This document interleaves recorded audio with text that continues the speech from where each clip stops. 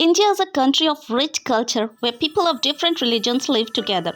It is this diversity which makes our country different from other countries. Let us know more about its culture. India is a land of unity and diversity. It is a diverse country where people of many religions live together peacefully with their own separate cultures. Culture is a broad term which means the way of behaving with others, our ideas, our customs, arts, handicrafts, food habits, festivals, music, and dance. People of different religions follow different cultures. Some of the religions practiced in our country are Hinduism, Christianity, Islam, Buddhism, Jainism, Sikhism, and Zoroastrianism. The official language of India is Hindi. Besides Hindi, hundreds of other languages are also spoken in our country. Indians are always known for their mild and gentle behavior.